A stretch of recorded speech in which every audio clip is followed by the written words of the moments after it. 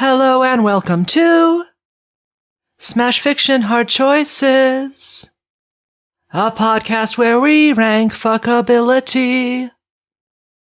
You'll hear different takes from different voices about vibes and technique and flexibility. Yeah.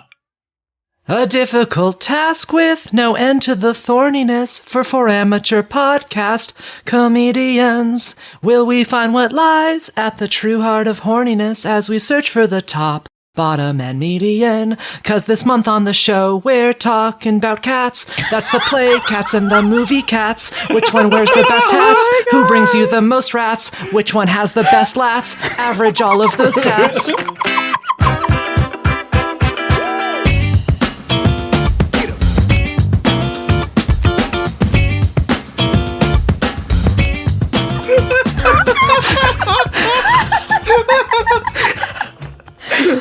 Oh, Claire! You awaken, surrounded by suffocating cloth. An engine running. You're in a sack in the backseat of a car, being jostled around by the cracked and bumpy roads of London in the 1930s. You struggle against the cloth, try to tear at it with your claws? Or are those hands? It seems somewhat inconsistent from one moment to the next. Who are you? What are you? Are you a human or a cat? Whatever you once were, you now seem to be something in between. You have vague memories of a safe, warm place, your home, but that place now seems long gone. The car has stopped, the door opened, your impenetrable cloth prison yanked from the back seat, and your world turned upside down. You tumble through space and try to find up again as the sack swings back and forth.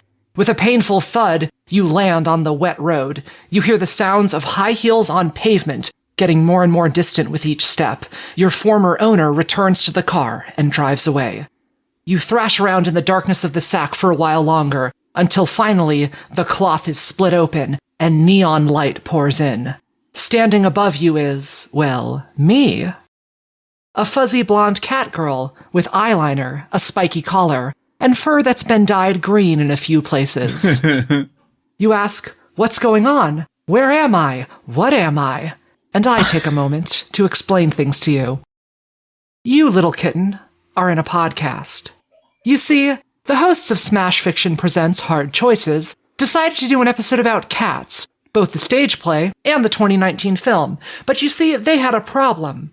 Ordinarily, the hosts of the show do a lot of talking about whether or not they want to fuck the given characters they're talking about, and they do a lot of speculation about how the given characters fuck, and when you're talking about cats, things get kinda weird, 'cause, the characters are cats.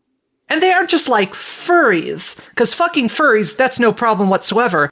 What's going on in cats seems to be that, yes, they look like cat-human hybrids, but that's arguably just, a metaphor? 'Cause, within the fiction, they're just cats. Like the animal? It's admittedly unclear, but what are the ethics about fantasizing about fucking an actual cat that's fictional and being portrayed by a human actor, plus makeup and costumes, or alternatively, the most cutting-edge CG ever seen on film? The hosts felt really uncertain about how to handle this, so after a long discussion, they made a decision. In order to do this episode, the only solution is they would have to be cats. 'Cause a person fantasizing about fucking a cat, that's weird. But a cat fantasizing about fucking another cat, that's just nature. If you have a problem with that, then clearly you're the weird one. So yes, for this episode, long story short, we are all cats. I'm a cat. My co-hosts are cats. The cats we are ranking are cats. Even you, the listener, in order for you to listen to this episode and not have it be weird for you, we have transformed you into a cat for the duration of this episode. Oh, what's your name, little cat? Oh, what's that you're saying? Oh, I'm sorry. I can't hear you. You see, this is a podcast. It's recorded ahead of time, so I can't hear you. So I need to give you a name. And just to remind you that I can't hear you and you need to just listen to us, I'm going to name you Listener. the cat who listens. Aww. Oh, I just realized, I'm sorry, I haven't introduced myself. I'm the MC of this thing, and I should probably tell you my name then, right? That'd be weird if, like, the MC who's, like, in the whole thing and, like, really prominent never said their name. Like, that would be very weird, right? Well, I would tell you my name, but we cats, we don't just say our names. It is cat tradition to introduce yourself with a song. A pale little cat who was saved from the pound. Her owners had named her, but she hated the sound. Now she's got a new name, one with style and flair. She's called Clariola, or sometimes just Claire. She still has her troubles, she's got the depression, but most days she's good. There has been progression, and if you come for a visit, in your lap she'll curl. Clariola's the cat who loves every girl. Your personal trainer with the muscly back, the goth wearing boots and the clothes of all black, the one with the vest and the Zelda tattoo, your friend with the glasses and hair that's dyed blue. If you come for a visit, in your lap she'll curl. Clariola's the cat who loves every girl. Jellicle cats come once a year. And if you ask me, that's not nearly enough. So I've gathered some expert cat podcasters here, but the task that awaits us will surely be tough. This first cat I'll show you, you're in for a treat. They're a true professional at this sort of game. See them up in the window, looking down at the street? Tell us, little cat, what is your name?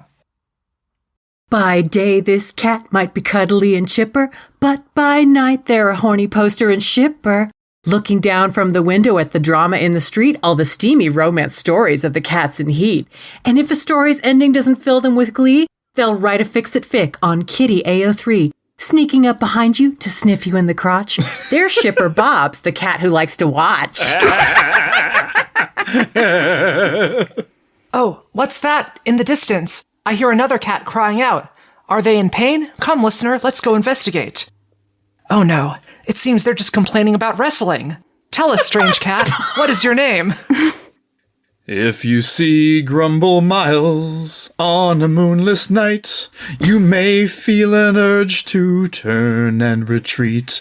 This scruffy old Tom looks like he'll straight up bite you, but once you get to know him, he's really quite sweet. Aww. He used to be a fighter, prone to scratch and bellow, but nowadays he finds that he doesn't have the time, so busy with his kittens who have really helped him mellow, that he had to ask a friend to help him write these rhymes. Too tired to be angry, sometimes he even smiles. You'll never meet a sweeter grump than dear old Grumble Miles. And who is this now, popping out of a dumpster with a fish head in her mouth? I've never seen this cat before. She must be a guest from a different part of London. What is your name, strange cat? My name's Fitzgerald Gumbergus, a fat and screamsome beast. You'll often hear me yelling, for most of the night at least. I'll never tell you what about, for where's the fun in that? I'd rather be a lore-hunting and secret-keeping cat. I like to spend my days asleep, my work's done in the dark. I pace the halls and climb the walls and practice my remarks. I may go chase up fairies or dig up a holy grail. You can't speak cat, though, so you won't quite understand my tale. You see, Fitzgerald Gumbergus ain't all about the fame. I don't seek any recognition, won't record my name. You may call me a gossip, I admit I'm not discreet. But folks, Fitzgerald has so many loud secrets to keep. The ranking of cats is a difficult matter. There aren't 21 who we felt were of note, so we've ranked just 15, like the rungs of a ladder, from greatest to least in our list that we wrote.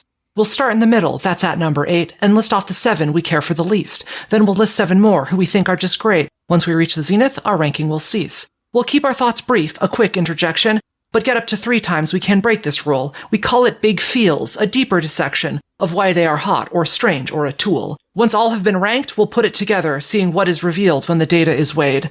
Then we'll take some time to ask our friends whether they'd like to unpack all the choices they've made. There's a listener there, with a look on their face, one of confusion and hostility.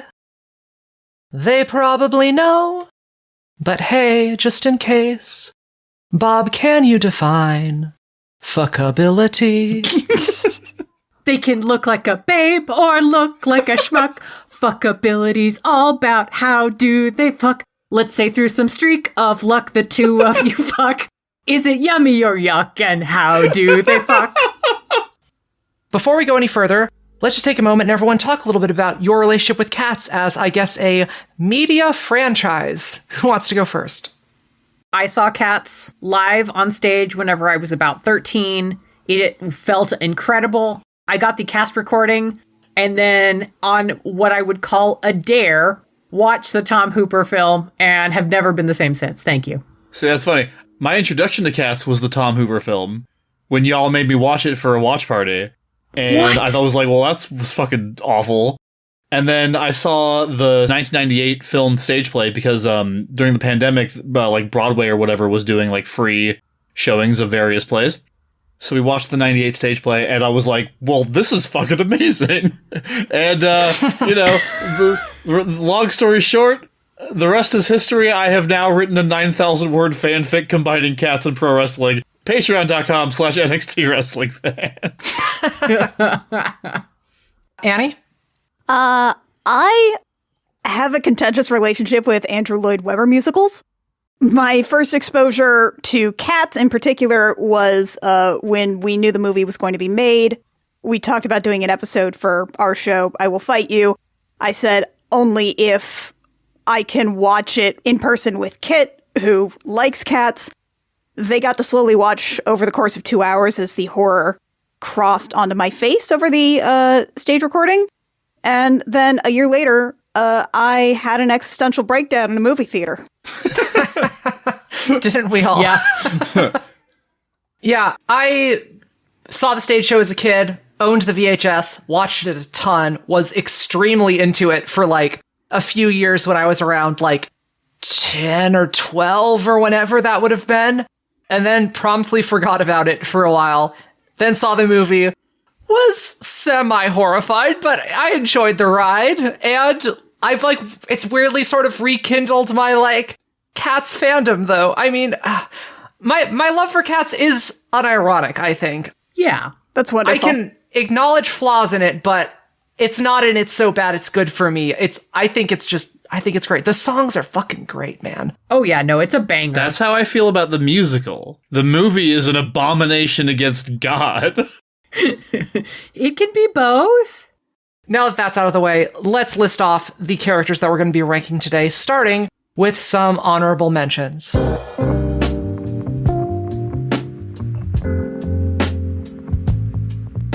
Gus did not make our list. We felt like Gus might be a little bit senile. Sometimes he's portrayed as such. But I think we all need to honor that Ian McKellen is fucking hot still to this very day and will be till he breathes his last. We love you. And also, Gus, he's a theater cat. You know he fucks. Dame Judi Dench's little leg kick would agree. Jemima is also on the honorable mentions list. She very nearly made the cut. She's probably my favorite character in the musical. But the more we looked into her, the more it seemed like she might be like an actual child. So we figured, let's not go down that road. Next up, we have Demeter, a character that I really like, especially because of her relationship with Bomb Ballerina, because I am a useless sapphic.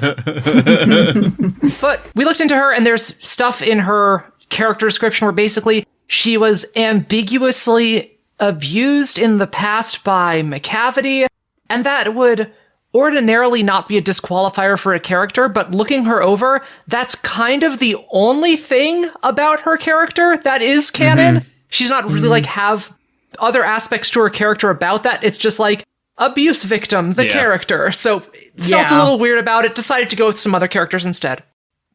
Griddlebone also did not make the cut, mostly because Griddlebone never seems to make the cut. Fair point. Girdlebone is a part of the Growl Tiger sequence, which is cut from the 1998 stage recording. Apparently, Girdlebone makes a very tiny appearance in the 2019 film, but not even enough to matter, especially because Girdlebone's original costume is so much more big and floofy and wild, which is great, but also not important enough. We have to devote more time to this pollicle shit. Well, speaking of this pollicle shit, also on the honorable mentions list is the motherfucking Great Rumpus Cat, which I have some feelings down in the crotch region about the Great Rumpus Cat. I think he definitely fucks, but Oh, yeah. he's not, like, really part of the story or the musical. He's just kind of a random dude who shows up in the stage play of the 98 VHS version. So, we got bigger fish to fry. And our last honorable mention is the unseen dog from the Cats 2019 movie.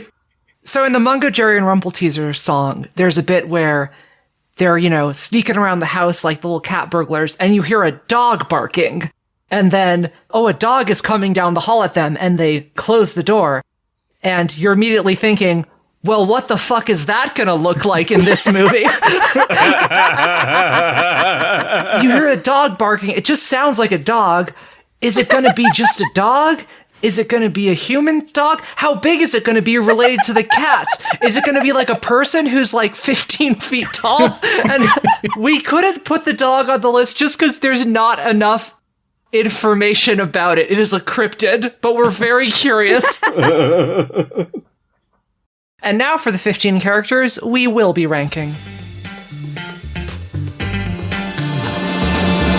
Number 1, Munkustrap, the Jellicle tribe's brave and reliable second-in-command. Number 2, Jelly Lorem, patient, nurturing, matronly cat who takes care of the young and the old. Number 3, Jenny Anydots, the old Gumby cat. Lazy cat by day, active caretaker cat by night. Number 4, the Rum Tum Tugger, a vain, contrarian rock star cat who does whatever the fuck he wants. Number 5, Grisabella the Glamour Cat, formerly a beautiful cat of high status, now an outcast. Number 6, Bustifer Jones, the cat about town. Dandy cat who enjoys his food and his fashion. Number 7, Mungo Jerry and Rumpelteazer. Young, chaotic criminals who are a package deal in every way. Number 8, Old Deuteronomy, wise, compassionate, and extremely elderly leader of the Jellicle tribe. Number 9, Growl Tiger, passionate pirate cat who got demoted to henchman status in the 2019 film. Number 10, Skimbleshanks, the railway cat. Diligent and near omniscient overseer of the night mail train. Number 11, Bombalurina, confident and flirtatious cat turned into a sensual villain for the 2019 film. Number 12, Macavity, the mystery cat, dangerous, hypnotic, and elusive criminal mastermind. Number 13, Mr. Mistopheles, the original conjuring cat, a shy but clever magician. Number 14, Cassandra, haughty, disdainful cat who is beautiful but aloof. And finally, number 15, Victoria, young, innocent cat who, for some reason, is the lead protagonist in the 2019 film. And with that, let's start the ranking, beginning with everyone's median cat, which this time will be number 8. Megan Bob, who is your number 8? Big feels.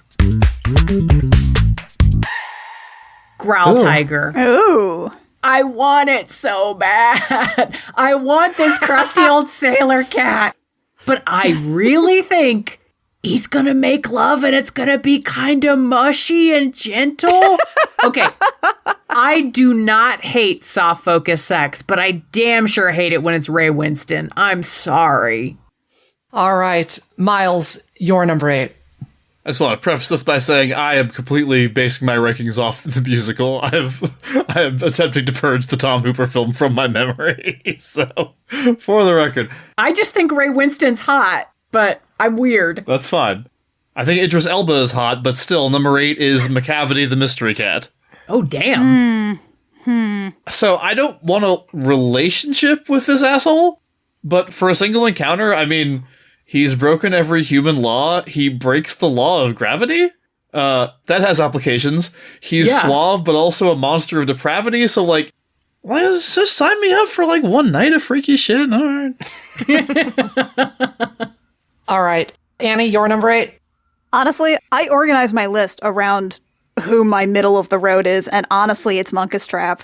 All right. He doesn't stand out. He's got, he's got some energy to him, but also I just don't think he would bring anything special to the arrangement. I think it would just be like, perfectly adequate fucking and nothing memorable to write home about. All right. And finally, my number 8 is Old Deuteronomy. So, not a lot of sexual energy, clearly, at first, necessarily. But we know they've got experience. They say in the song, Old Deuteronomy's buried 9 wives. Apparently, if they're not like a murderer, then I think that's a good thing, because if they've lived for like centuries and stuff. And I will say that we know the Dame Judi Dench version is clearly, good enough for at least someone, because she's obviously married. Moving on to number 9. Miles, who is your number 9? My number 9 is Jelly Loram. I like the caring aspect of her personality, but I do think there's a traditionalism I kind of feel off of her that could get boring. Like, I don't know that you're ever getting out of missionary with Jelly Loram, which is fine, but not high enough to be at the top part of the list. Or whatever default cat fucking position is. Yes, exactly. Annie, who is your number 9? Honestly, my number 9 was Old Deuteronomy, who I feel like probably has a lot of experience and could really fucking rock your world if they so chose. But also, they're geriatric, and that's a lot to take care of, and that's a lot to match up with that many spouses and partners over the years. Like, I just don't know if I could take the psychological pressure of being wife number 10. That's fair. And Megan Bob, who is your number 9? Janny Annie Dots. There is nothing to be said about boning the head organizer of the Cockroach Girl Scouts Club. But I prefer my moms to be a little more wine mom. My number 9 is Rum Tum Tugger. Okay. Really? Okay. This is a big feels, yeah. So, watching the play, you're like, hot damn, that is one of the most sexy and confident creatures I have ever seen. And you're not necessarily sure whether or not he can back it up, but given the fact that every cat watching him clearly wants to fuck him, presumably some of them have by now, and if he couldn't back it up, word would have spread. So you would think very good, but then there was just a couple little things that knocked him down significantly. These are just me things. One, I don't want to play head games with you, dude. Like, the way he treats Bomb Ballerina is unforgivable. Like, I only like what I find for myself. No. It's like, if I come on too strong, I'm like, hey, I like you. Do you want to fuck? He's like, sure. Wait, no, I don't. You like me. I'm leaving. And I'm like, all right. And then he goes like, now I want to fuck. I'm like, no, just dude, no. And then also, the Rum Tum Tugger doesn't care for a cuddle. And no. I like 2 things, cuddles and transparent communication. Number 10. Annie, who is your number 10? My number 10 was Victoria. The thing is that Victoria is very young. I don't think I'd really want someone with that much inexperience, but also she is at the center of a cat orgy, and that does get her some points to bring her up on the list. That's fair. She's just so... Legs, though. Yeah. Legs. You're not wrong Legs, about though. legs. We'll get to it. Megan Bob, who is your number 10? The Rum Tum Tugger, he is deliberately difficult. Oh, now, I want to be clear. Of course I lust for him. I'm only feline. But I think he only really shines with and for Mistopheles. All right. And my number 10 is McCavity. Wanted for everything? Every human law? That's some dark shit you did, McCavity. Like, morally, if you met a person who was told This person has broken every human law. I don't think I would fuck them. It's one night, Claire. You know, like, the way that Demeter and Bomb Ballerina sing about him, though, like, it implies he's got something going on at least. So it's like, do you believe the hype? You know, there's something there. Miles, who is your number 10? My number 10 is Old Deuteronomy. Probably great when they were in their prime. You know, all the wives have already been mentioned. But, like, now I would almost feel bad even trying to coerce them into sex. Like, no, you're gonna throw out your back. Let's just hang out and watch Netflix, all right? Like, let's not. I feel the way Annie feels about Old Deuteronomy, but more so. Like, let's not even try. You just turn on an episode of Catlock. But, like, yeah. There's nothing, like, objectionable about Old Deuteronomy. I just don't want them to get hurt. Yeah. It's good of you, Miles. Thank you. Now, number 11, Megan Bob. Who is your number 11? Jelly Lorem, because I don't have a thing for nurses, and there's big nurse energy there. Yeah. I don't got it. I've never had the thing, but I respect the people who do. Miles, who is your number 11? My number 11 is Victoria. Again, as others have said, there's some real, like, baseline superficial sexiness going on with her, especially in the movie. I know I said I wouldn't, bring the movie up, but in this case I have to. In the movie, she's kind of fucking insufferable, and we talk all the time with characters who don't have very much experience, whether or not it would be worth it to teach them how to fuck, and in this case, I am going to go with no. No, it would not. My number 11 is Bustopher Jones. I think it's going to be a good evening overall. You've seen from, again, similar to what I said with Rum Tum Tugger, how do characters respond to Bustopher Jones? In the movie, they kind of hate him, but in the stage play, everybody thinks he's great. And I think he's going to be super popular, get all the great food. The sex at the end is probably, whatever. But it's a nice evening that you'll think back on well. So Interesting. Annie, who is your number 11? My number 11 was also Bustopher Jones. All right. I feel like Bustopher Jones, I think the overall evening would be fun. I think he would bring food to bed and you would have to brush a lot of crumbs off the sheets, and that's just a complete mood killer. And also he would make the entire, all of the sex would basically just be about him and his needs, and you would probably have to do a lot of extra work to get yourself off because Bustopher's just done. That's true. And also, look, someone looked at Bustopher Jones and said, let's put James Corden in that suit. And I can't abide by that. Moving on to number 12. Miles, who is your number 12? My number 12 was Growl Tiger. I just get nothing from this guy. What little we know about him, he seems like he's kind of a dick. I also kind of feel like his performance suffers the more intimate with him you get. Again, just kind of basing that loosely off of the little we get from him. I have nothing for him. I got go away heat for him. I don't have go away heat. I have silent heat. There's no noise coming. Shit. Heat death. Heat death. Yeah. I'll just go right now because my number 12 is also Growl Tiger.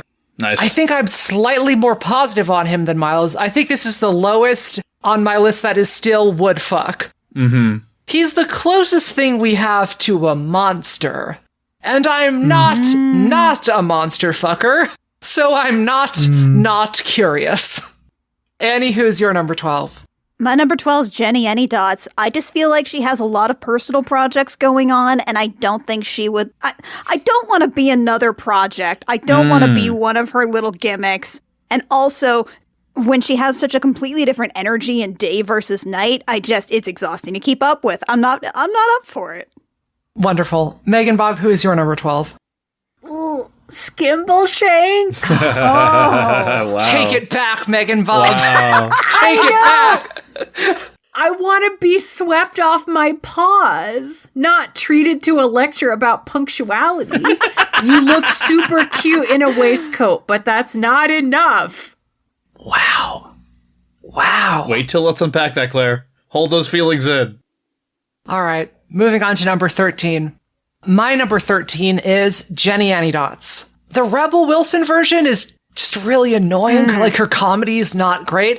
And then the stage version is just this fussy aunt who's extremely unsexual, like profoundly unsexual. And I think if you ever did have sex with her, I think she would give no shortage of unwanted feedback, you know? Oh, yeah. Oh, absolutely. You know, genitals wash behind their ears. Good cats do this. Good cats always. Oh, dude, if you consider just getting in there and washing that dick just nicely. Exactly. I did wash my dick, Jenny Anecdotes. Jesus. Did you wash behind the shroom? Oh my god, that's the curse in his face. Now I'm imagining my own weird, spiky cat girl penis, and it's very strange. Cat girl penis. Cat girl penis. Megan Bob, who's your number 13? Monkastrap. I am so afraid he's going to break the fourth wall during sex. And I don't want that to be how I find out I'm in some sort of Cat's Truman Show nightmare. Oh, start singing about how the sex is going to an unseen audience. Oh, great. Yeah, please not that. Miles, who's your number 13? My number 13 is Cassandra. Bastard. Look, she seems like she'd be kind of judgy and superior, which is fine, but it's not my kink. More on that later. Annie, who's your number 13? Jelly Lorem, I think she's perfectly nice, but I think she's really busy, and I think she's a very well-adjusted young woman, but the sex would not be exciting or fun or make me feel like I was really, like, a special experience for her. Number 14. Miles, who's your number 14? My number 14 is Jenny Anydots. Yeah, you alternate between being lazy and being hyper-controlling? Like, those are your two modes? Yeah, no, hard pass. I'm not really into either of those things as a sexual partner.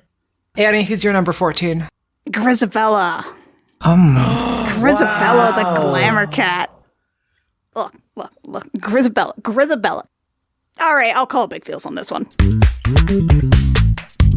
Here's the thing. Grisabella has so much history. She's so much going on. She has a beautiful soul. I respect that about her. But she will cry in bed every single goddamn time, and I cannot be your therapist, Grisabella. I cannot do this for you. You need to sort your own shit out. Have your own little special song. But, like, she craves touch so badly, and, you know, that's hot. However, get your life together first. I cannot be that for you. I sure as fuck can. Come on over here, baby. All right. Megan Bob, who's your number 14? Oh, please don't hurt me, but we'll see.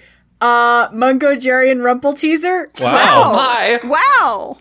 I'm too afraid of being pranked during sex. I'm very scared. I don't want to be surprised like that. That's a good point, actually. Great. So my number 14 is Mr. Mistopheles. Sacrilege. Yeah. So here's the thing. Growing up, Mr. Mistopheles was my brother Dan's favorite cat.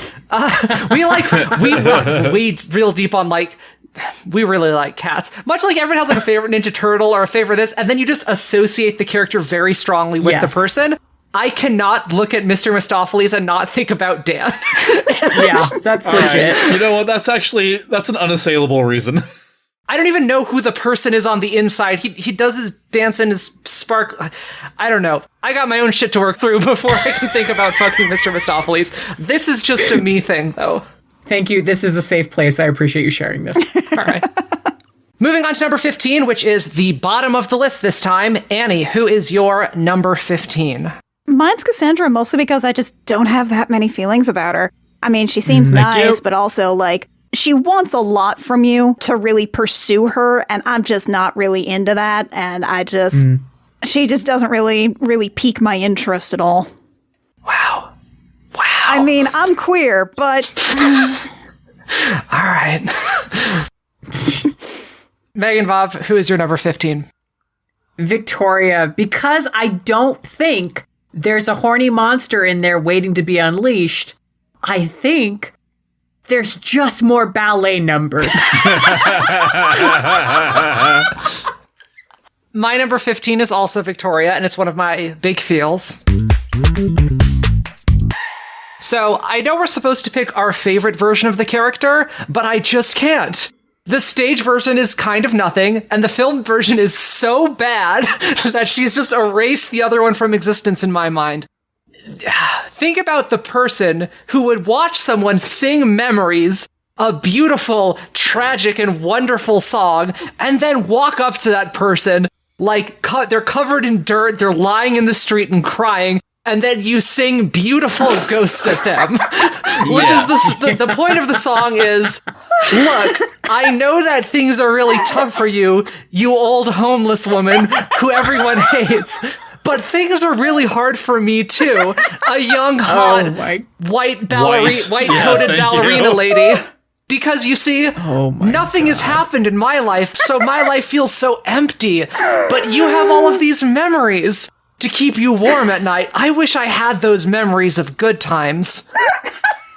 If we were doing just the movie, she would absolutely be at the bottom for me. Victoria unironically posts live, laugh, love memes. Victoria is the sort of person who describes herself as spiritual and an empath, and says she isn't interested in politics and doesn't vote because she thinks the whole system is bad. And you're like, really, Victoria? In what way? And she's just like, all of it. Victoria likes all music except rap and country. Victoria sometimes has a pinkberry when she's feeling bad. Victoria still wears Harry Potter t-shirts because she separates the art from the artist. And Victoria wants you to invest in a new business opportunity. She knows it might sound like a multi-level marketing scheme at first, but hear her out, this one is different. Oh my god. Holy shit, I think I changed my mind. Yeah, I want to move her down. Holy fuck. Miles, who's your number 15? Alright, well, I'm going to have a hard time following that, but my number 15 is Bust for Jones, and I have big feels about this. So, I want to make it clear, this has nothing whatsoever to do with weight. I do not care about that shit. What I do care about is the chorus of the song, which goes, and I quote, "In the whole of St. James's, the smartest of names is the name of this brummel of cats, and we're all of us proud to be nodded or bowed to by Bust for Jones in white spats." Fuck all the way off. Spare me from people who think having money and status is a personality. Not to mention, people who spend their days going from one fancy fucking club to the other one, while expecting the commoners to bow and scrape before them. But honestly, like, we're not even getting to that point, because literally, the second anybody calls him the Brummel of Cats, I am out. There is no sexual encounter possible. Fuck Beau Brummel. I just want to be very clear about this. And fuck Bust for Jones, the fucking bourgeoisie cat about the higher levels of town that the poor people aren't allowed into. Buster for Jones, the class traitor cat. That's right. And now we ascend to the Heaviside Layer, which is our number 1. And so we start from our 7. And Annie, who is your number 7? My number 7 is McCavity, the mystery cat, because I feel like McCavity fucks. There's a whole song about how McCavity fucks a lot, and it's to the point where you fuck McCavity, and then you can't stop talking about fucking McCavity afterwards.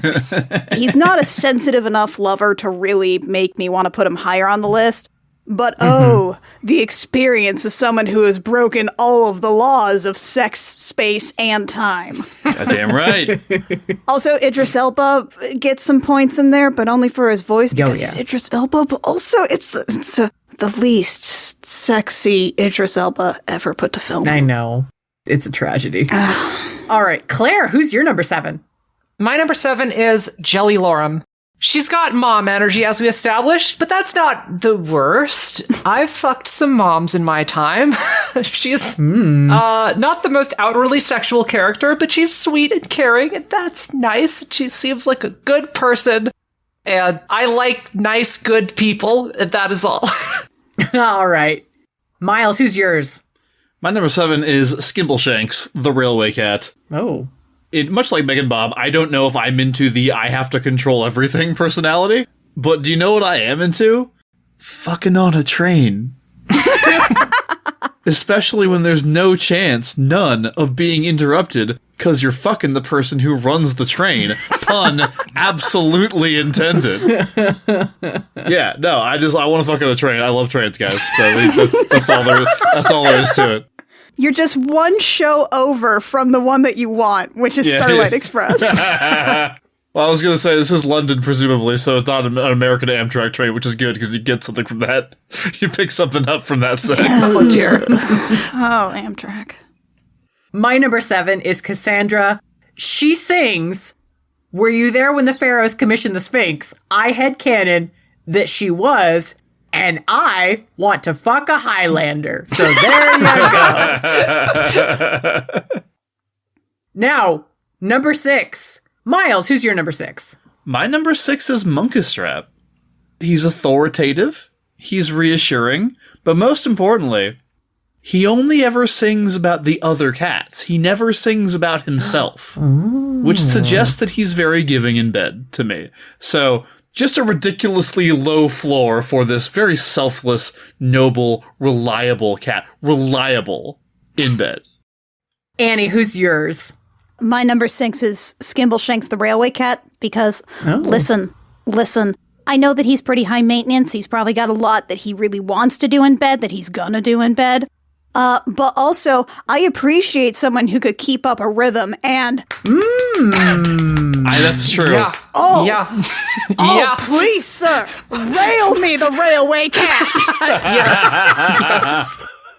One of the few people in that fucking movie who can keep a beat. Yes. Claire, who's your number 6? So when we did MCU, I had a lot of feelings about Nebula. And who is Grisabella, if not the Nebula of cats? Repentant villain, question mark? The comfort fuck? I don't know what she did that was so bad that the other Jellicles kicked her out. But was it really that bad? It just kind of feels like some weird slut-shamey stuff going on. It does. There is the issue of, am I the one to fix this person? And not higher on that list because, like, who knows? Maybe she actually did do something bad. And I want to have some, like, you know, deniability. Like, oh, I always dislike Grisabelle, you know, whatever. If it comes out, I'm like, oh, that was some shit you did. You know, and that voice. That voice. Yeah. That voice. My number 6, Mr. Mistopheles. Okay. Rum Tum Tugger clearly wants to get into his pants. And I think Does he wear that pants? there is and get into his Fur. Lycra? Yeah.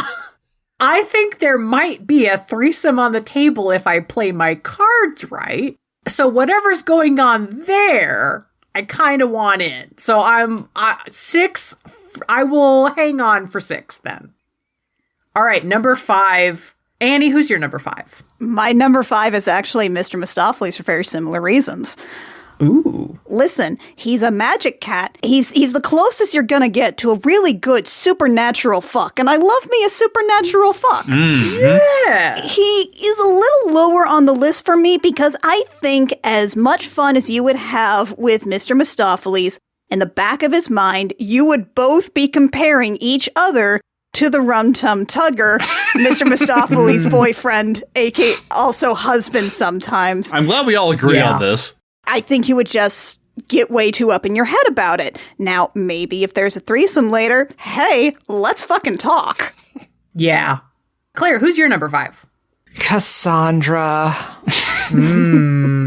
So there were some people that we cut, some that became honorable mentions, and we were looking for a replacement. And we found Cassandra, largely because she's very unproblematic. She's not a super big character, but, you know, described thus. Haughty, disdainful, and aloof. Mommy? I think mommy. She has her coat. It's not all fluffy, it's very sleek. She has a collar that's like black with little studs in it. Like, she makes me think I might be a furry when I look at her. And some of the other chorus cats are very childish. Cassandra is not. This is a grown-ass woman. And I am extremely into it. And that raspy, deep voice, like, yes, please, please, be disdainful and haughty towards me. I do not care as long as we fuck. Some cats just love a cat to be mean to them. Yeah. Yeah. Yeah. Miles, who's your number 5? My number 5 is Mungo Jerry and Rumpelteazer. Without going into detail, my experience with three-ways has been overwhelmingly positive. Nice. And these two seem like they would make it a ton of fun. Plus, we'd probably warm up by trashing some bougie house or something, so fuck yeah. Nothing gets Miles harder than destroying the wealth of the ruling class. Goddamn right. All right. My number 5, big feels. Old Deuteronomy. Wow. Okay. That laugh, that big, booming 2 steps down from Brian Blessed laugh, it just does something to my heart. Like, he only does it once or twice in the stage play, but it just communicates so deeply that you are safe, you are loved, and you're appreciated for exactly who you are. It's beautiful. And also hashtag peepums. So there is that. All right. Number 4. Annie, who's your number 4? My number 4 was Growl Tiger, who honestly, I understand that Growl Tiger doesn't really have a lot of personality that is really established in there. But the thing is that pirates are hot, and I'll go really far for a pirate. Yeah. I mean, Now- look, Now, I know, historically, he's probably going to give me the clap, because there's no way he doesn't have the clap. But look, Growl Tiger is on a boat for a long time, and I've heard enough dirty shanties to know what you do to pass the time, and I think he's got enough experience. And I think maybe it might be worth getting the kitty clap from a pirate cat. You know what? That's a gamble worth taking. I'm with you. I've been very consistent in my appreciation for the sexiness of pirates on this show. I don't know why this one doesn't do it for me. And Miles, where does your number 4? My number 4 is Bombalurina. She is super confident in her own body, which I'm into, not afraid to get a little freaky, which I'm also into, but also super protective of her friends. So just like overall, my kind of lay in pretty much every way. If I didn't have such strong feelings about the top 3, she would be higher. Oh. Claire, your number 4? Mungo Jerry and Rumpelteazer. There you go. Also a fan of the multiple partners being involved in things. Yeah. And we know that the 2 of them are a little competitive. Which one of us made you come? Was it Mungo Jerry or Rumpelteazer? It was probably whichever one of you was teasing my rumple. Or could you have sworn that it might have been both? All right. I'm going to make some enemies. And my number 4 is Bustopher Jones. I'm sorry. Wow. Oh, I'm oh, a fancy kitty. I will lick caviar and foie gras off of anything. Anything. Wow. I know. Oh, I'm a bad person. All right. Number 3. Claire, who's your number 3? Skimbleshanks. Fair. Oh, yeah? He shows up late to the date, clearly. Where is Skimble? But when he shows up, he is worth the wait. He's got energy. He's happy to be there. By my previous metric of like, who are the cats when they show up in Cats that like every cat on stage is like, fuck yeah, let's party. Like in both versions, Skimbleshanks, people are like lose their shit when Skimbleshanks gets there. The only thing is he seems like he might be a little technical. Not a lot of like, you know, so I have some slightly mixed feelings, but man, like you said, keeping the beat, the tap dancing. Yes. Miles, who's your number 3? My number 3 is Mr. Mistopheles. Aww. He's a hot, nerdy magician. And I honestly don't know how much more I need to say. Show me how cunning you are with these dice. Oh, dear. And make me say, oh, well, I never.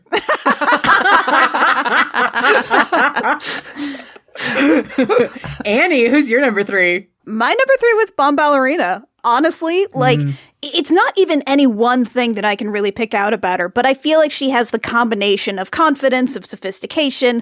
I feel like she really has a good sense of herself, knows what she wants, what she's going to go out and go get. I think that she's a total package cat, and I'm really into that.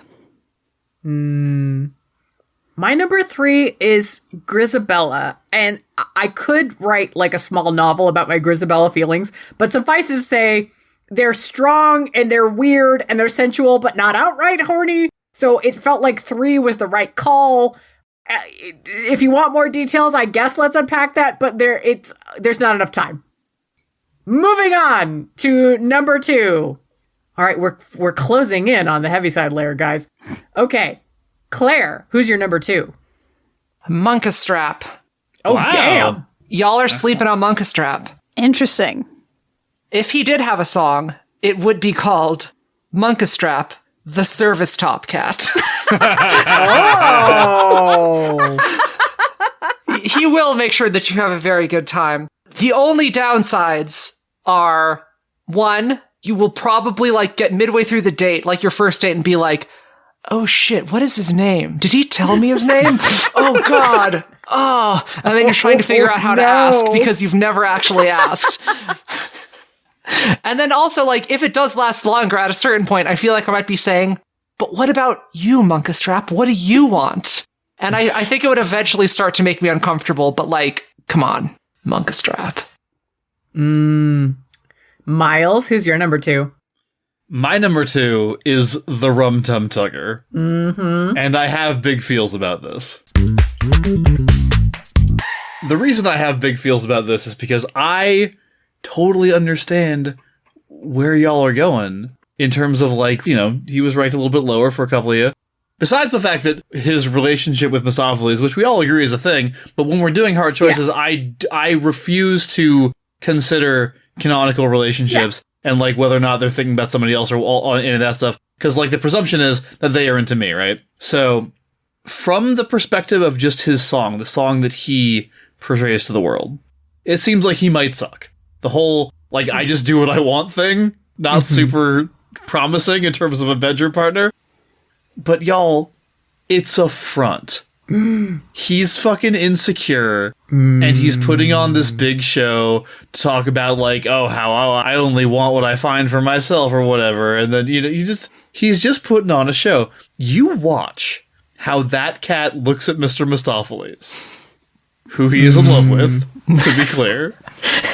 And you listen to the way he sings about Mr. Mistopheles.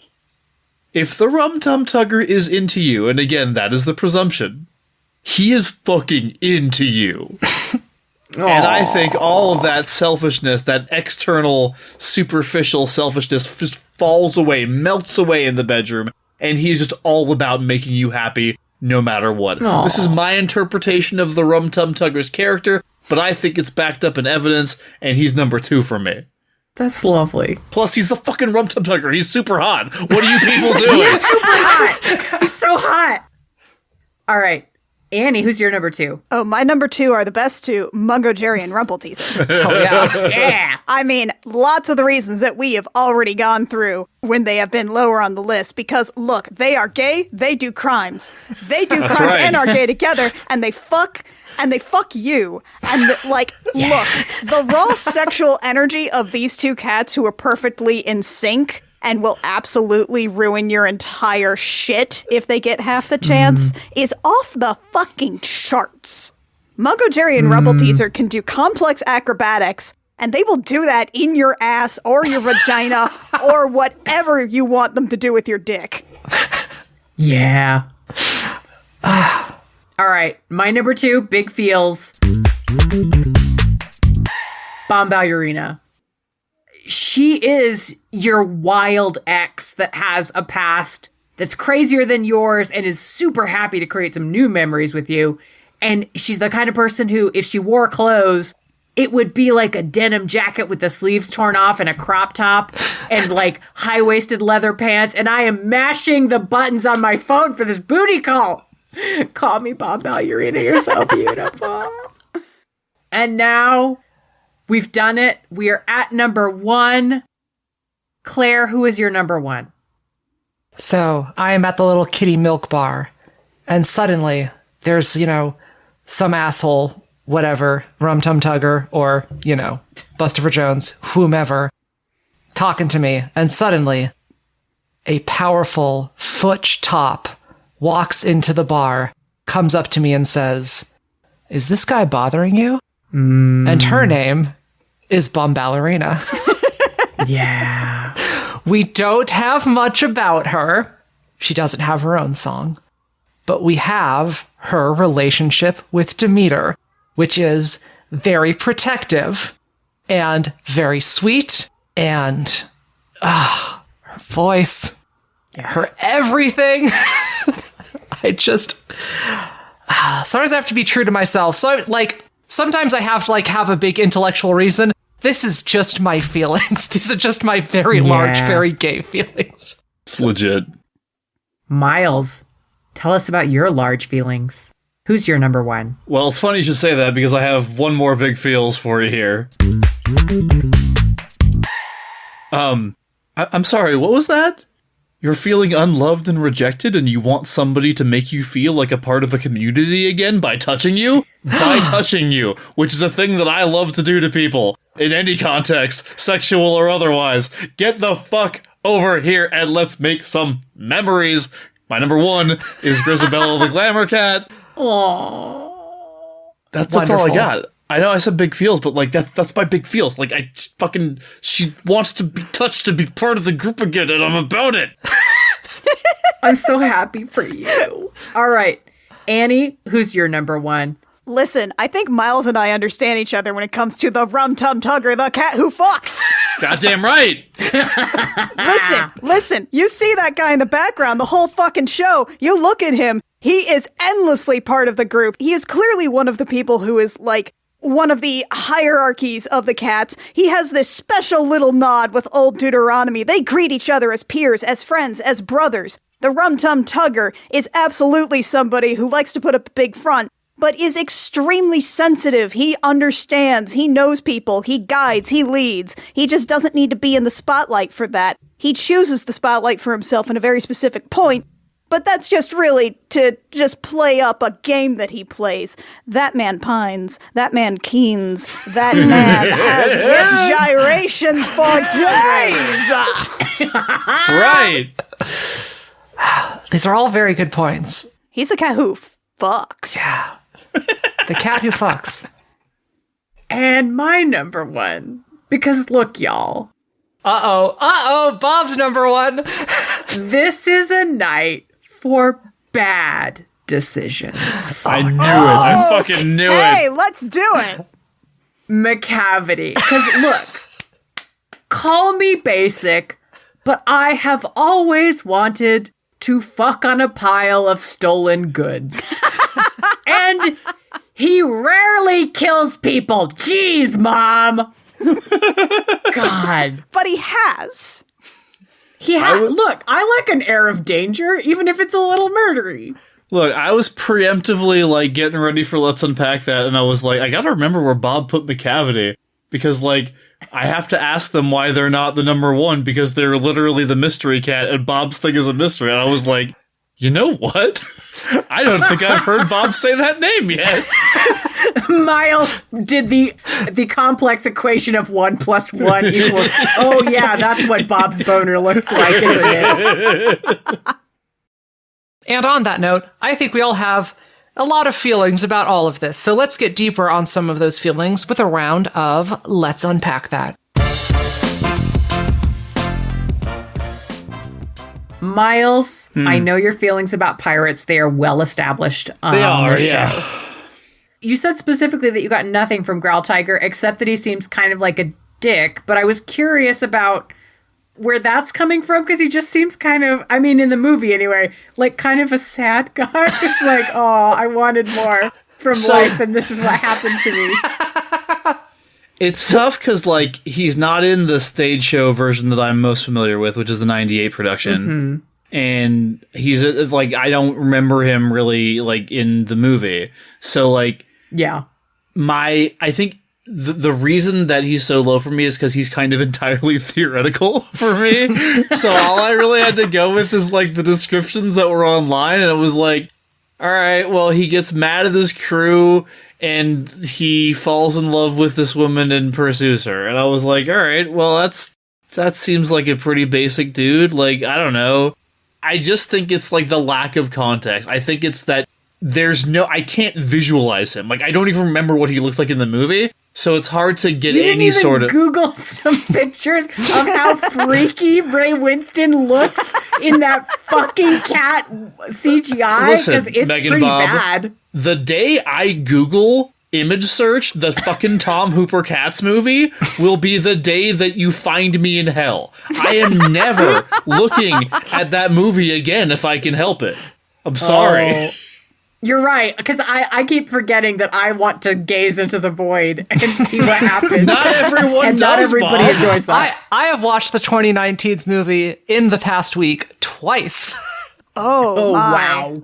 Do you have to roll for sanity? I watched it once to prepare for this, and then a few days later, I was talking, and I had some friends over, and both of them had not seen it. And I was like, no. So my girlfriend and I watched it on our 1-year anniversary. We watched Cats. That was how we spent Wow. Oh, wow. Look. Bob. Bustifer? 4? Yeah. 4? I know. He got that. You're not wrong. They looked at him and they said James Corden, and that's your 4? Oh, I have no truck with James Corden. No, this is not about James Corden at all. This is about the concept. You want this Poirot ass motherfucker in your bed? Yeah, I kind of do. Okay, this is about the concept of everything that Miles hates, which is that I want to be pampered so hard that I can hardly fucking move. I want to be covered in, like, silk and fed champagne for breakfast. I want that. Oh, you think Bustifer Jones would feed you breakfast? In your heart of hearts, can you look at Bustifer Jones and say, this is a giving, generous man? Okay, no, but I can say something really horrible and gross, which is that I bet if you put food anywhere on you, he will fucking devour it. And that would be a way to spend the night. Oh, goodness. I don't know. I can appreciate the appeal of a sugar daddy. Yeah. There is that. Okay, Annie. Yeah. Number 15. Uh-huh. I can't even remember what reason you gave. It just, what? How? Cassandra. She's nothing. She's a nothing. She's not, like, look, do you see it? Do you hear the voice?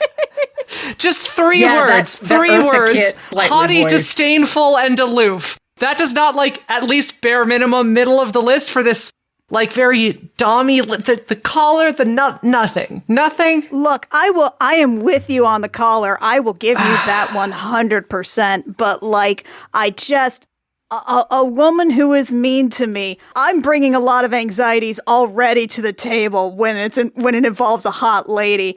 I can't. I'll back down. I'll back down immediately if a hot woman is mean to me. I don't know what to do with myself. That's fair. These are personal issues. I can't control that one. I'll just be like, "Hi, what's up?" And she'll be like, "Fuck off," and I'll be like, "Okay." Megan Bob. Yes. Megan Bob. Yes. I was fully prepared for all the weirdness that was going to be happening on your cats list. What I was not prepared for was for our first ever couple, our first ever established you must be part of this three-way character in the form of Munga, Jerry, and Rumpelteazer. Like, Okay, if you're not into it, that's fine. 14? 14 because you're worried? 14 because you're worried about a into prank? it. I really, I thirst for it. But at the same time, I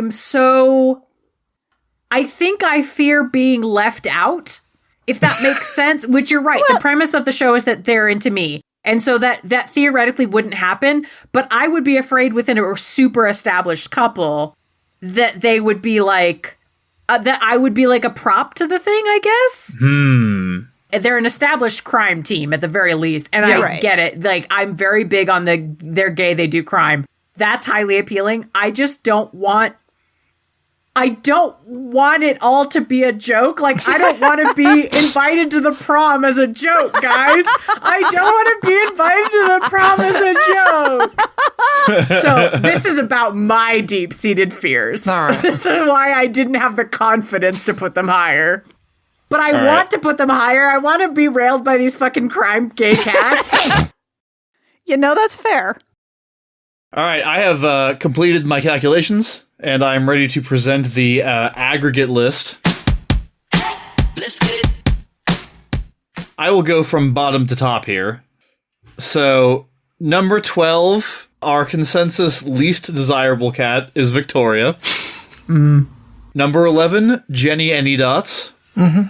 Number 10, Bustopher Jones, shamefully high. Number 9 is a tie between Jelly Loram and Cassandra. Number 8 is Old Deuteronomy. Number 7 is Growl Tiger. Number 6 is Monkastrap. Here, coming into the top 5 here, we have a tie in the top 5 between Mistopheles and Skimbleshanks. Okay. Number 4 is McCavity. What? How? What? You're welcome. Every human law. I feel like one of McCavity's crimes was like hacking into this and editing the data to bump himself higher, because that's the only way those numbers make sense. I may not have done this right because I usually do usually skip, like if there's a tie, you skip to the whatever. Fuck it. Number 3 is a tie between Mungo Jerry and Rumpelteazer and Grisabella. All right. Oh, ooh, there's a threesome I'm interested in knowing more about. That's a lot of touching. Number 2 is the Rum Tum Tugger. And number 1, by a mile, is Bombalurina. Yeah. Yeah. In everybody's top 4. It was actually, each of us had her in the 1, 2, 3, or 4 position, so she covered all 4 of those bases. She was Claire's 1, Bob's 2, Annie's 3, and my 4. So my number 1 cat is the number 1, and my number 15 is the number 15. So I think that means my list is objectively correct. I think that's not at all the case. That's probably how it works. Congratulations, your wife won. Yeah. And then Miles, who is our true median? Unlike most of the time, our true median is not a tie, so we don't have to go to the tiebreaker. Our true median, I think it's very appropriate, to be honest, is Monkastrap. Oh my god! I was right. Yeah. Annie nailed it. Yeah, that's Wow.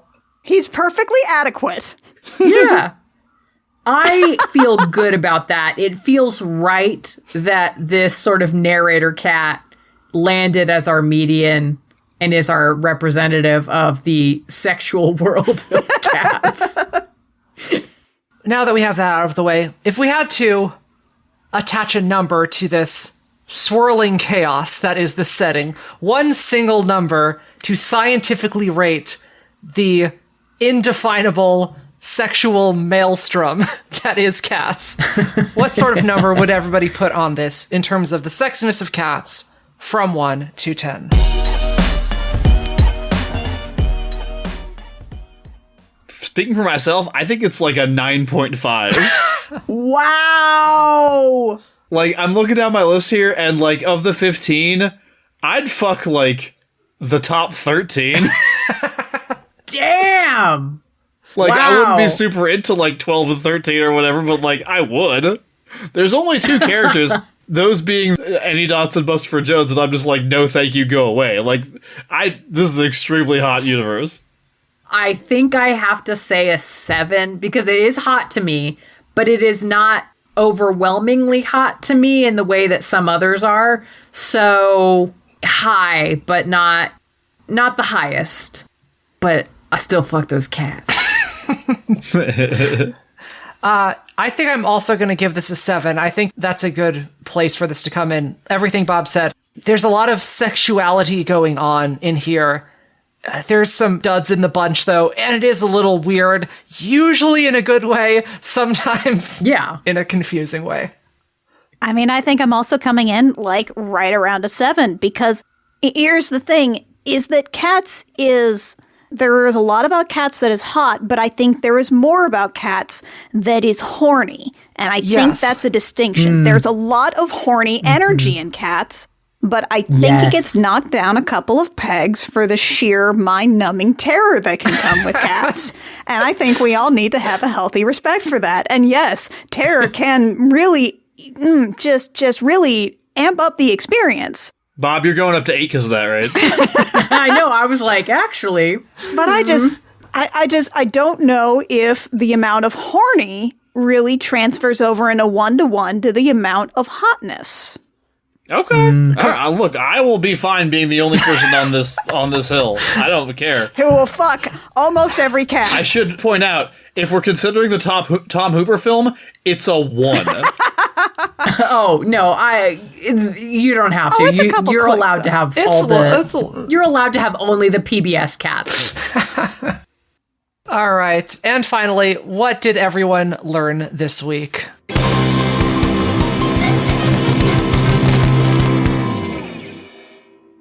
I learned I'm a class traitor. I learned that murder is not as much of a turnoff as you would really think. Look, he's done all the other crimes too, and some of those are cool crimes. Listen, there's a lot of sexy things that used to be outlawed. How old are cats? Yeah, right. How old are cats? How old are cats? We don't know. How big are the cats? How old are the cats? Anyone can guess. I have been on this show several times before. The process of making the list has always been a challenge that I have sort of agonized over. This one was really easy. I don't know what I learned about myself, but I was like, oh yeah, dun dun dun dun dun, there we go. So I guess that means that I've always had... What I've learned about myself is that I've always had this love and horniness for cats within me. So I had this cat-shaped phoenix living inside me that has now risen. Oh, wow. And I also think it's interesting because for you, if the list came together that easily for you, it's like, when you write your first book, you've been writing that book for your whole life. You've always been writing that book. Yeah, and absolutely. So it's so simple. You were always thinking about which cats you want to fuck. That's evocative. Well, and then I wrote that fanfic, and it was it just made so much sense. It all just, I don't know, man. This universe makes sense to me. I don't need to pretend I'm a cat to get into this. Pretend, Miles? I know. Oh, look, I haven't looked at my hands this whole time because I'm too afraid. Oh, what did I learn? I don't fucking know, man. Hold on. My list there was so much moving up and down with mine. Skimble Shanks was my number 1 for a while. Then he was my number 6. Grisabella was at 2 and then 8 and there was just all over the place. I think in some ways I feel like I understand cats less than when we started. I think unlike Miles, for me, the more I learned about cats, it's just like a fractal. It is infinitely complex and like the bad CGI, it is ever shifting as they try to look at it. That's right. What do their dicks look like? Do they shift back and forth between human dick and cat dick? Anyway. Don't worry We about can't know. Oh, on that note, shall I free the listener from the curse and let them be a human once again? Do you have a man's dick? Is it covered in barbs? I think, yes, you can release the listener I from think the I might curse. leave them as a cat forever. Oh no. If you listen to this episode, you're a cat forever now, and you have to deal with that.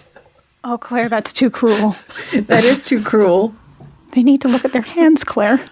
All right, fine, you can stop being a cat. Thank you so much for joining us, everybody. This has been wonderful. Annie, would you like to plug your stuff? I absolutely would. I will shill out. I am Annie Creighton. You can find me on Twitter at Anniezard. That's ANNIEZARD. And you can find out about all of the shows that I do, the podcast and the video series, over at CRC Podcasts on Twitter or on our website for Crooked Russian Cam, which is what the CRC stands for, which is crookedrussiancam.horse or crookedrussiancam.gay. Definitely go to those two URLs. Nice. I Will Fight You, a show with basically pop culture opinions about incredible garbage that we love. Gem Jammer, an actual play podcast set in the Spelljammer universe that uses 5e rules, where we are gay space queers who have lots of fun adventures. Yay. Or Date Me Dammit, our video series where we play bad Otome games. We have a lot of fun, folks. I love my friends. We do really good shit. Yeah. Go check it out. It's awesome. Thank you.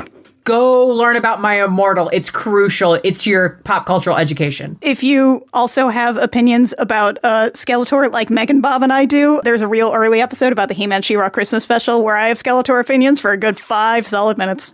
And on that note, actually, y'all should listen to a certain episode that by the time this comes out will be out of Garden Plots with Skeletor, in which Annie Creighton is on.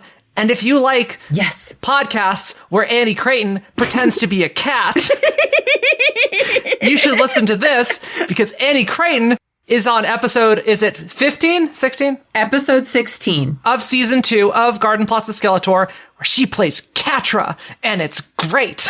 She's so good. Yeah. She got to be a gay cat. And it was really fun. And she was great.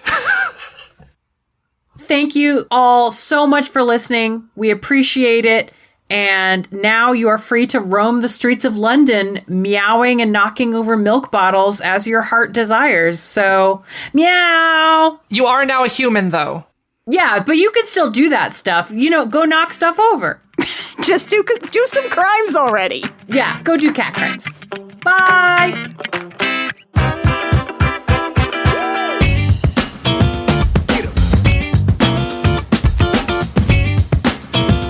This has been Hard Choices. If you want to show your support and get even more goofs from behind the scenes, visit patreon.com/hard choices and become a patron. You'll get exclusive voting rights and participation in every weird new thing we do.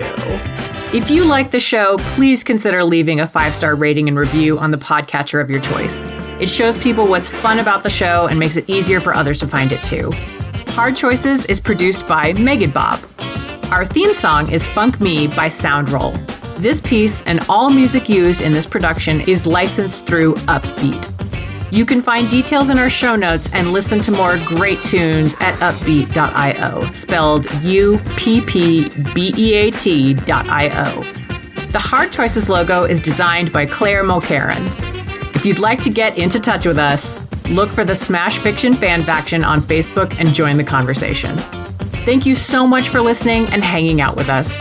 You're a peach!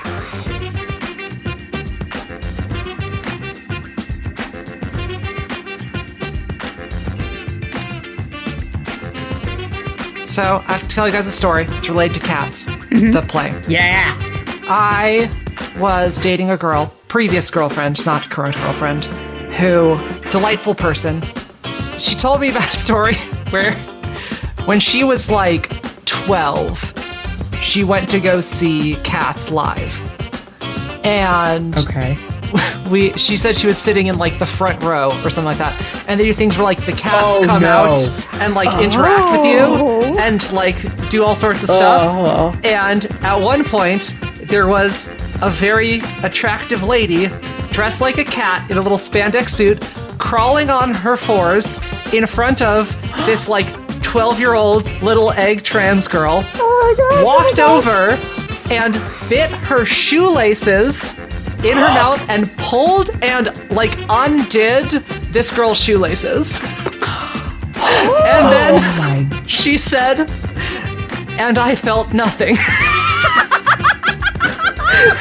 And then she said, and I think that means there's no universe in which I would ever be a furry, is what she told me. Because if that was going to be a sexual awakening, like right there on the cusp of puberty, you know, all the emotions flowing, like if anything would do it for you, it would have been that. And she said, yeah. So, like, you know, unfortunately or whatever, like, it did not awaken anything in her. Oh my god. I just think about that story a lot. I think it's very funny. That's amazing. I can't imagine that doing nothing for me. I know. I feel like that would be a cornerstone of my sexuality or something or I feel whatever. like even if it wouldn't be Yeah, it sexual, would be you something. would never forget that. That Yeah. would just be like, you would learn something about yourself at that point. Something deep, like a lodestone, like a load-bearing weight would form around that moment. But Right. nothing. Yeah. I don't know. Wow. It's a haunting, enigmatic moment. I think about it a lot. Theater is so I fucking think weird. I'm going to be thinking about this now. And as I say, the more I understand cats, the less I understand. I think I just must come to peace with the fact that I will never understand cats and move on. That's beautiful.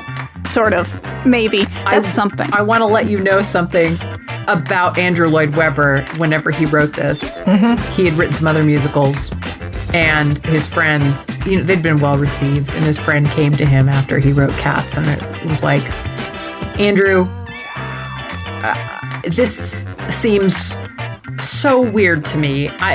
What is it about? What is it really about? Is it about Queen Victoria? Is it about British politics? What is this about? And he just said, it's about cats. Like, that is all it is about. Yeah. That is the beginning and yet- end of Andrew Lloyd Webber's relationship with this show. And yet here we are. Cats.